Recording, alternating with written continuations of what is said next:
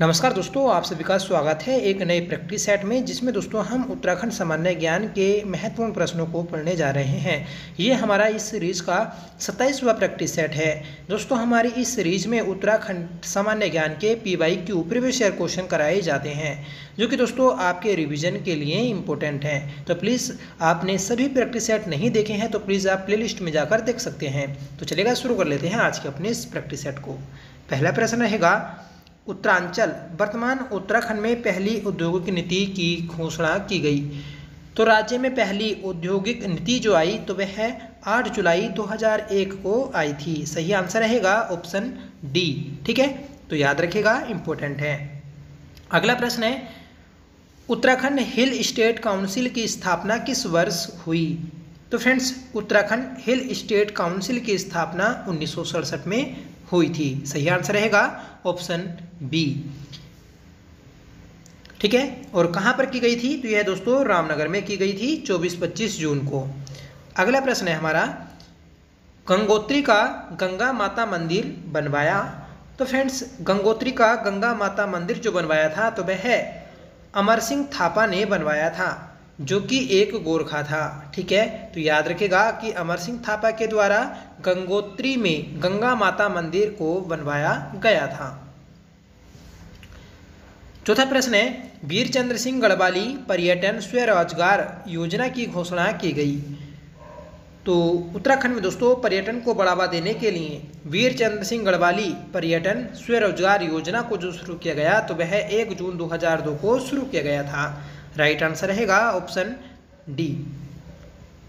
पांचवा प्रश्न है, मेमोयर्स ऑफ देहरादून पुस्तक के लेखक हैं। तो मेमोयर्स ऑफ देहरादून पुस्तक के लेखक हैं दोस्तों GRC विलियम्स। राइट आंसर रहेगा ऑप्शन बी। ठीक है, शेरमन ओखले की बात करेंगे तो इनकी एक प्रसिद्ध पुस्तक है होली हिमालय। ठीक है, जो कि 1905 में प्रकाशित की गई थी। इसके अलावा दोस्तों हिमालयन फोकलोर, ये भी पुस्तक दोस्तों शेरमन ओखले की है। ये हिमालयन फोकलोर तो ये शेरमन ओखले और दोस्तों तारादत्त गरोला, इन दोनों की संयुक्त पुस्तक है। छठा प्रश्न है, जोनसार का हनोल मंदिर किस वास्तु शैली में बनाया गया। तो फ्रेंड्स, जोनसार में स्थित है हनोल मंदिर। ये दोस्तों हुण वास्तु शैली में बना है। राइट आंसर रहेगा ऑप्शन बी। ठीक है, तो सही आंसर है हमारा इस क्वेश्चन का ऑप्शन बी। अगला प्रश्न है, शीतकाल में श्री बद्रीनाथ की मूर्ति सांकेतिक रूप से किस स्थान पर स्थानांतरित होती है। मतलब दोस्तों बद्रीनाथ मंदिर की शीतकाल में जो पूजा की जाती है तो वह नरसिंह मंदिर में की जाती है, और नरसिंह मंदिर जोशीमठ में स्थित है, जो कि कार्तिकेयपुर राजवंश का शासक था बसंत देव, उसके द्वारा बनवाया गया था। ठीक है, तो नरसिंह मंदिर ये दोस्तों बद्रीनाथ की शीतकालीन पूजा का स्थल है। अगला प्रश्न है, द दून स्कूल का संस्थापक कौन था। तो द दून स्कूल जो है दोस्तों इसे बनवाया था सतीश रंजन दास ने 1935 में। दून स्कूल जो है दोस्तों तो यह है एशिया का पहला पंजीकृत विद्यालय है। ठीक है, तो याद रखिएगा, इंपॉर्टेंट है। स्थापना कब की गई 1935 में। अगला प्रश्न है, निम्नलिखित में से लाल कुर्ती बाजार स्थित है। तो लाल कुर्ती बाजार जो लगता है दोस्तों तो वह आपका रानीखेत अल्मोड़ा में लगता है। ठीक है, और बाजार को दोस्तों उत्तराखंड में हाट के नाम से जाना जाता है। अगला प्रश्न है, उत्तराखंड के उच्च हिमालय चारागाहों को जाना जाता है। तो उत्तराखंड के उच्च हिमालय चारागाह मतलब जहाँ पर दोस्तों मखमली घास होती है उसे बुग्याल के नाम से जाना जाता है। इसे ही दोस्तों पास्चर वीडो के नाम से भी जाना जाता है। अगला प्रश्न है, उत्तराखंड में सेंटर फॉर एरोमेटिक प्लांट स्थित है। तो उत्तराखंड में दोस्तों सेंटर फॉर एरोमेटिक प्लांट जो बना है तो वह सेलाकुई देहरादून में बना है। राइट आंसर रहेगा ऑप्शन वी। ठीक है, अगला प्रश्न रहेगा, केदार खंड में गोपेश्वर का नाम वर्णित है। तो केदार खंड में दोस्तों गोपेश्वर का नाम जो वर्णित है तो वह गो स्थल के नाम से है। ठीक है, गो स्थल, गोथला ये सब दोस्तों गोपेश्वर के नाम हैं। गोपेश्वर में ही दोस्तों हिमालय जड़ी बूटी शोध संस्थान भी स्थित है, जिसकी स्थापना 1989 में की गई थी। तो याद रखिएगा, हिमालय जड़ी बूटी शोध संस्थान गोपेश्वर में स्थित है, जिसकी स्थापना 1989 में की गई। बढ़ते हैं अगले प्रश्न की ओर कि किस भारतीय को सर्वप्रथम रॉयल ज्योग्राफिकल सोसाइटी स्वर्ण पदक प्राप्त हुआ। तो ये हुआ था दोस्तों पंडित नैन सिंह रावत को। पंडित नैन सिंह रावत दोस्तों महत्वपूर्ण व्यक्ति हैं, इनसे दोस्तों क्वेश्चन एग्जाम में पूछा ही जाता है। याद रखिएगा, इन्हें दोस्तों सर्वप्रथम रॉयल ज्योग्राफिकल सोसाइटी स्वर्ण पदक प्राप्त किया गया। नैन सिंह रावत के ऊपर दोस्तों उत्तराखंड सरकार के द्वारा डाक टिकट भी जारी किया गया है, और ये किया गया था 2004 में। तो याद रखिएगा कि 2004 में पंडित नैन सिंह रावत के ऊपर डाक टिकट जारी किया गया। इनका जन्म हुआ था दोस्तों 1830 में मिलम पिथौरागढ़ में, ठीक है। और मिलम जो ग्लेशियर आता है तो ये है कुमाऊं का सबसे बड़ा ग्लेशियर है। इन्हीं के ऊपर दोस्तों एक पुस्तक और लिखी गई है। इस पुस्तक का नाम है एशिया की पीठ पर, और इस पुस्तक को लिखा है शेखर पाठक व उमा भट्ट ने। तो याद रखिएगा कि एशिया की पीठ पर पुस्तक किससे संबंधित है, पंडित नैन सिंह रावत से।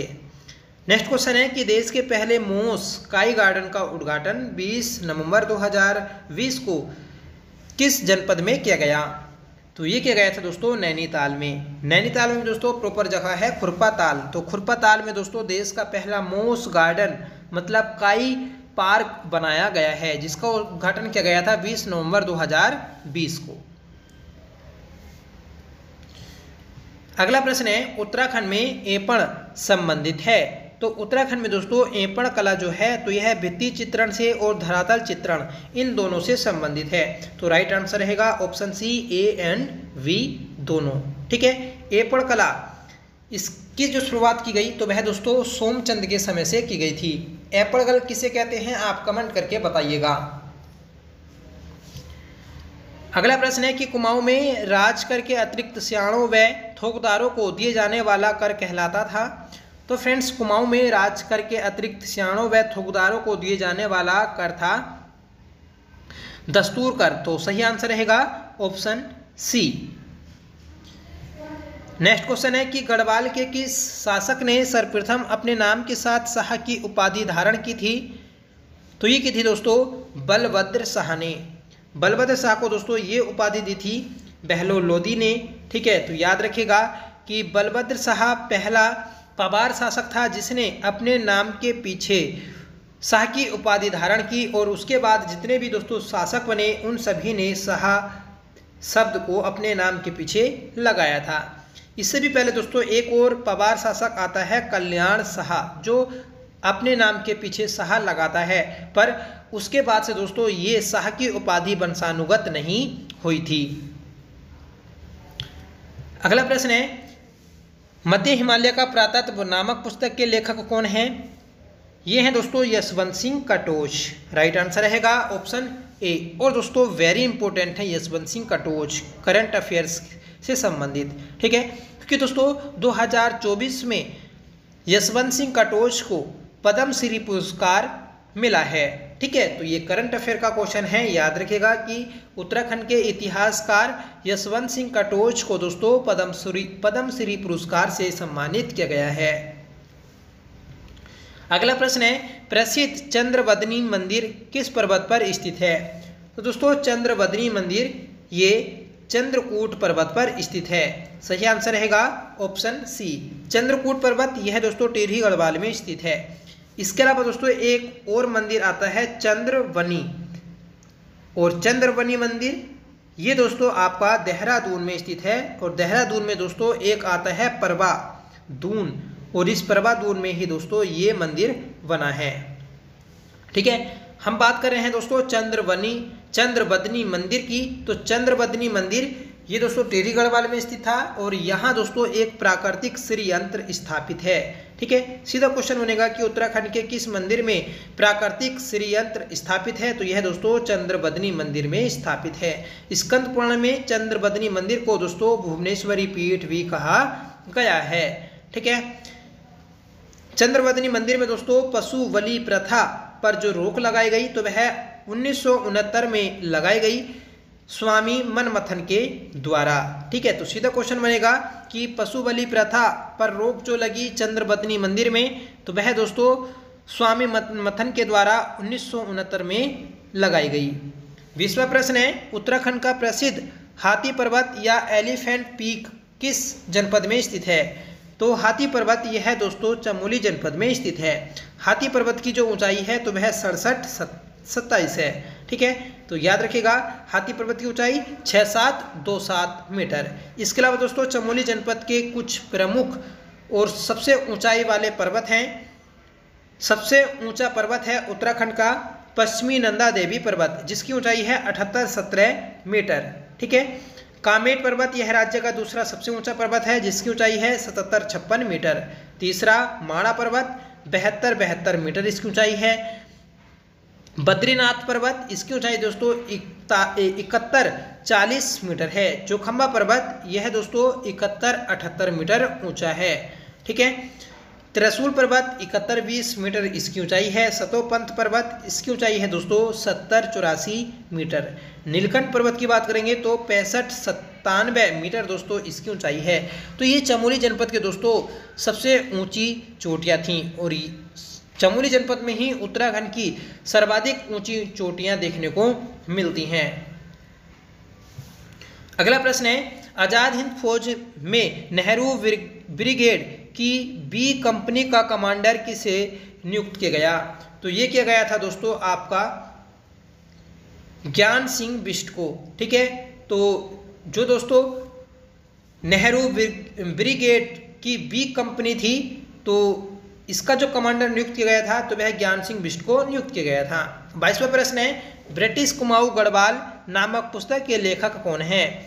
तो यह दोस्तों डॉक्टर R.S. टोलिया। सही आंसर रहेगा ऑप्शन बी। ठीक है, तो R.S. टोलिया ब्रिटिश कुमाऊं गढ़वाल पुस्तक के लेखक हैं। तो ये थे दोस्तों आज के हमारे सभी महत्वपूर्ण प्रश्न। आई होप आपको ये प्रैक्टिस सेट पसंद आया होगा। ठीक है, जो दोस्तों हमारा इस प्रैक्टिस सेट को कराने का मेन मोटिव है तो वह आपका रिवीजन ही कराना है। ठीक है, आज का आपका होमवर्क रहेगा जिसका आंसर आपको कमेंट करके बताना होगा कि केदारखंड में गोपेश्वर का नाम वर्णित है। ठीक है, तो 4 ऑप्शन मिले हैं आपको, सही आंसर क्या रहेगा कमेंट में जरूर बताइएगा। अगला प्रश्न है कि उत्तराखंड में सेंटर फॉर एरोमेटिक प्लांट स्थित है तो ये कहाँ पर बना है दोस्तों, ये भी आप कमेंट करके जरूर बताइएगा। ये 2 क्वेश्चन है जिसका आंसर आपको कमेंट में बताना है।